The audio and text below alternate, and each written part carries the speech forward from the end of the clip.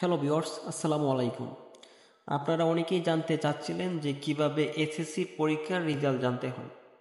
ঠিক আছে, তো সেই বিষয়েই একটা ভিডিও দিতেছি। এই ভিডিওটা আপনারা যদি দেখেন তাহলে এসএসসি পরীক্ষার রেজাল্ট খুব সহজেই জানতে পারবেন। ঠিক আছে, তো সেটা করার জন্য হচ্ছে যে কোনো একটা ব্রাউজার ওপেন করতে হবে আপনাদের।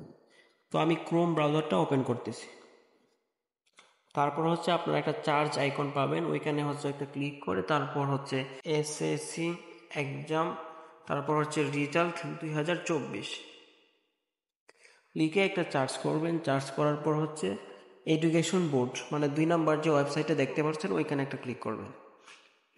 তারপর হচ্ছে জুম করে নেবেন। জুম করার পর প্রথম যে আছে এক্সামিনেশন, তারপর হচ্ছে এইচএসসি আলিম, ওইখানে একটা ক্লিক করবেন। ক্লিক করার পর হচ্ছে এসএসসি দাখিল এইটা সিলেক্ট করবেন এবং ইয়ারটা হচ্ছে আপনি যে সালে এসএসসি পরীক্ষাটা দিয়েছেন ওই সালটা সিলেক্ট করবেন। আমি 2022 সালে দিয়েছি, সেটা সিলেক্ট করতেছি। তারপর হচ্ছে আপনি যে বোর্ড থেকে পরীক্ষাটা দিয়েছেন সেটা সিলেক্ট করবেন। ময়মনসিংহ আমি দিয়ে রাখলাম। তারপর হচ্ছে আপনার যে এসএসসি রোলটা ছিল সেটা দিয়ে দিবেন এবং তারপর হচ্ছে আপনার রেজিস্ট্রেশন নাম্বার। ঠিক আছে, রেজিস্ট্রেশন নাম্বার আপনার যেটা ছিল একদম সঠিকভাবে দিবেন যাতে মিস্টেক না হয়।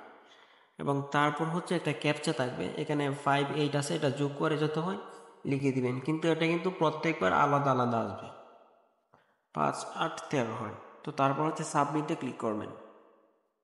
তো সাবমিটে ক্লিক করার সাথে সাথেই দেখতে পাচ্ছেন যে আমার রেজাল্টটা কিন্তু শো করতেছে। ঠিক আছে, আমার রেজাল্ট কিন্তু শো করতেছে।